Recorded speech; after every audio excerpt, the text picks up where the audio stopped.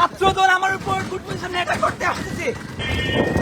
হবিগঞ্জে হামলার আশঙ্কায় থানায় আশ্রয় নেওয়ার একদিন পরই হবিগঞ্জের বৈষম্য বিরোধী ছাত্র আন্দোলনের সদস্য সচিব মাহাদি হাসান মারধরের শিকার হয়েছেন বলে অভিযোগ উঠেছে। 11 জুন জেলা প্রশাসকের কার্যালয়ের ভেতরে ছাত্রদল নেতাকর্মীরা তার উপর হামলা চালিয়েছে বলে দাবি করে একটি ভিডিও সামাজিক যোগাযোগ মাধ্যমে ছড়িয়ে পড়ে।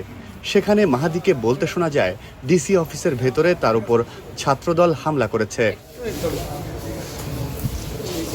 বৈষম্য বিরোধী ছাত্র আন্দোলনের সংগঠক আলমগীর হাসান আবিদ জানান, নিয়ে যাওয়ার চেষ্টা করছে, কখনো হত্যা করার চেষ্টা করছে। সেই জায়গা থেকে আমরা দুইজন ছিলাম, যতটুকু পারছি মাহাদিকে সেভ করে এখানে নিয়ে আসতে পারছি। ও সারা শরীরে আঘাত। মাহাদি গতকালকে থানাতে দিয়ে সুরক্ষা জন্য গিয়েছিল। গতকালকে থেকে এর আগ পর্যন্ত মাহাদির উপর একাধিকবার হামলা হইতেছে, একাধিকবার হুমকি আসতেছে। এগুলো ওপেন মানুষ নাটকীয় ভাবে দেখতেছে আর বলে প্রুফ নাই। ভাই প্রুফ কিভাবে নেবে একটা ছেলে? এর আগে গতকাল 10 জুন ফেসবুক লাইভে এসে মাহাদি অভিযোগ করেন, ছাত্রদলের কর্মীরা তাকে আক্রমণ করতে ধাওয়া করছে। লাইভে তাকে আতঙ্কিত অবস্থায় অটোরিকশায় করে হবিগঞ্জ সদর থানার দিকে যেতে দেখা যায়। পরে তিনি থানায় প্রবেশ করে পুলিশের কাছে নিরাপত্তা চান।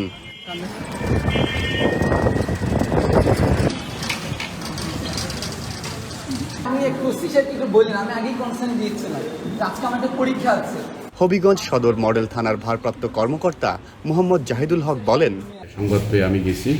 আমি প্রাথমিকভাবে যে বিষয়টা জানতে পেরেছি, না ঘটনার প্রাথমিক সত্যতা আছে যে কতিপয় দুষ্কৃতিকারী, কতিপয় ছেলেরা তাকে কিলঘুষি দিয়েছে এবং তাকে লাথি মেরেছে এবং তাকে পরবর্তীতে তাকে উদ্ধার করে চিকিৎসার জন্য হাসপাতালে নিয়ে যাওয়া হয়েছে।